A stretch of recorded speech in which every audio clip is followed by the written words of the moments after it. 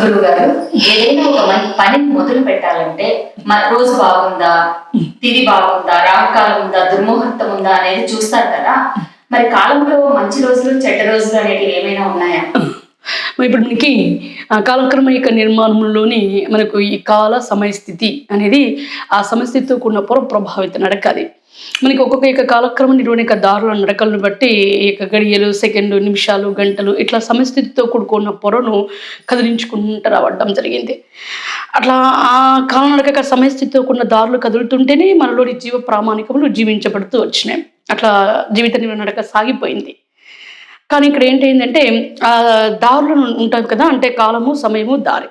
ఆ దారిని మనం ఎప్పుడైతే వంకరంగా మలుచుకున్నామో సమయం వంకరించింది. అంటే సమయం వంకర ఇక్కడ సజావుగా సమయం పోతుంటే ఏ సమయానికి ఎప్పుడు ఎలా ఏవి జరగాలో కూడా, అంటే ఒక ప్రవర్తన నియమావళి సారం కానీ, మరి కూడా ఒక పనిక్రమ నిర్వహణ సారములు కానీ, సమయస్థితి యొక్క వేళలు అని కాలం పెట్టి ఆ సమయస్థితి వేళల ప్రకారంగానే మనం కదిలించి జీవింపజేయడం జరిగింది.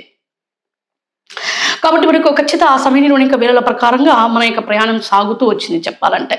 అందుకే మనకి అంతా సమయస్థితి నడకలన్నీ అనుకూలత నడకయ్యే. ఎందుకంటే అవి మనకు ఆ సమయానుసారిక ప్రకారంగానే దారులు కదిలించడం జరిగింది కాబట్టి, ఆ దారుల్లో మనం జీవించబడ్డాం కాబట్టి సమయస్థితి నడక ముందుకు పోతూనే ఉన్నట్లయితే అన్నీ కూడా సకాలంలో సమయస్థితి ప్రకారంగా జరుగుతూ పోతూనే ఉంటాయి. ఆగేటువంటి ఏమీ ఉండనే ఉండవు. కానీ మనము ఎప్పుడైతే ఆ బాహ్యాను, అంటే ఆ కాలక్రమ అనుభవించిన అనుభవాన్ని తీసుకొచ్చి బాహ్యంలో పెట్టామో అప్పుడు బాహ్య అనుభవం యొక్క లోతులు ఏర్పడుతూ రావడంతో అప్పుడు ప్రతి ఒక్క స్తోత్రులకు అనుసారికమునకు మనస్సు అనే పదనక పుట్టుకొచ్చింది. మరియు కూడా మనిషిగా తయారవుతూ వచ్చినాం.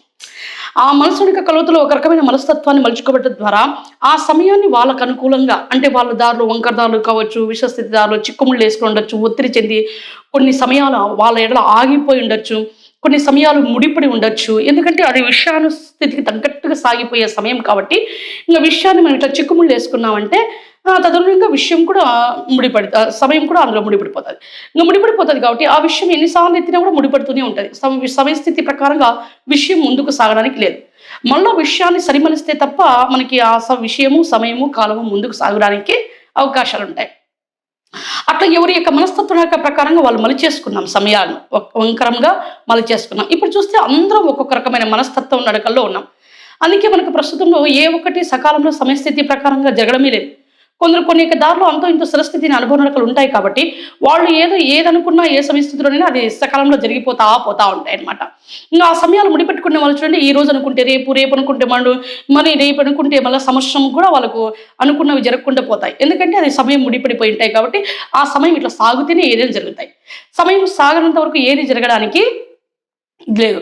అట్లా మన గత స్థితిలో అనుభవం తెలియక మనం ఆ కాలం యొక్క సమయస్థితిని ఎంత వ్యర్థం కావింపడమే కాకుండా ఆ సమయం యొక్క రీతిని ఎంత ముడులు వేసుకున్నామో తెలియని మన విధానం ఏం చేసిందంటే మనకి ప్రస్తుతం ఇప్పుడు ఎందుకు ఇట్లా మన ఏ ఒక్కటి చేయాలనుకున్నా కూడా సమయం ఎందుకు అనుకూలతగా రాలేదు అని అన్నప్పుడు ఆ పనిక్రమ నడకల్లోనే ఒకప్పుడు వ్యర్థం గావింపజేసినామని, చిక్కుముళ్ళు నడక వేసుకున్నామని, తదనుగుణంగా సమయ నడక ముడిపడిందని మళ్ళా తిరిగి దాన్ని గుర్తిరిగి సరిమర్చడానికి ప్రయత్నం చేస్తే తప్ప ఆ సమయం యథాస్థితికి రాదు అని తెలియని మనము వివిధ రకాలుగా కల్పించేసుకున్నాం దారించి.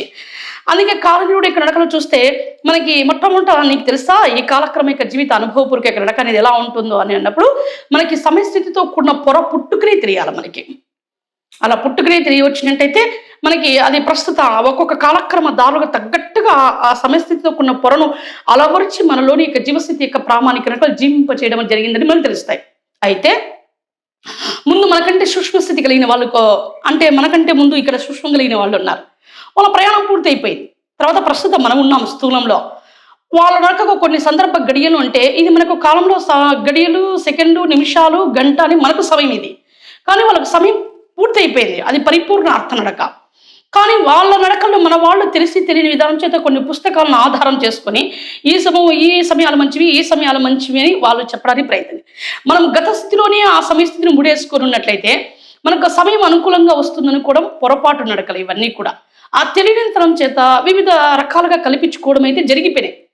ఒకవేళ ఇక్కడ ఏంటంటే దాన్ని చెప్పబడ్డ ద్వారా అప్పటికే కాలం సమయం అనుకూలించవచ్చు మనకి. ఇంత సమయం అని కూడా పెట్టింటది. గత అంతర్గత నడకను బట్టి అనుభవించడానికి ఇంత సమయం అని పెట్టింటది. ఆ సమయం అంతలోకి తీరవస్తుంది.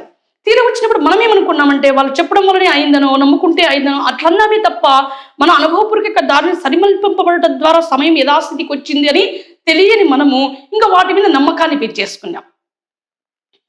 వాటి మీద అందుకే కొన్ని జరిగితే కొన్ని జరిగాయి అన్నాం, కొన్ని జరగకపోతే ఎందుకు జరగలేదు అని అన్నామే తప్ప, అప్పుడైనప్పుడు కూడా జరిగేటైతే అన్నీ జరుగుతాయి కదా, మరి కొన్ని జరిగి కొన్ని జరగకపోవడానికంటూ కారణము ఆ సమయం అనుకూలతగా ఉండడము, సమయం అనుకూలతగా లేకపోవడమే కదా అని వెనక్కి ఆలోచన స్థితి వెనక్కున్నా కూడా పట్టుకునే వాళ్ళం.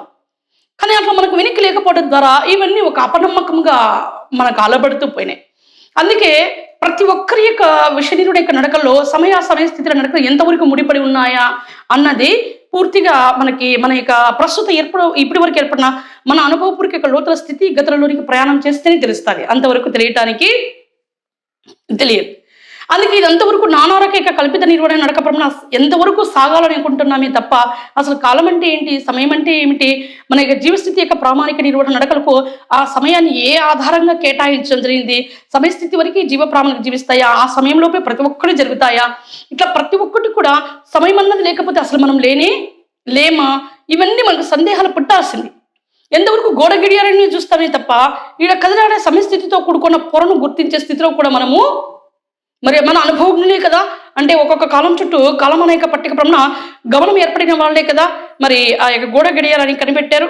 వాళ్ళకు కూడా లోపల ఆ యొక్క సమయస్థితి పుట్టుకకు కారణమైన ప్రాకృతి మొదలైకల ఎవరికి నడక వాళ్ళ యొక్క అంతర్వాణి యొక్క నడకలో కదిలితే తప్ప కంటి నడక దృశ్యంలో కదిలి వాళ్ళు ఇట్లా చేయాలన్న వాళ్ళ లోపల కలిగింప చేపించి వాళ్ళ అనుభవించి ఇది బయటకు వచ్చింది గడియారమైన.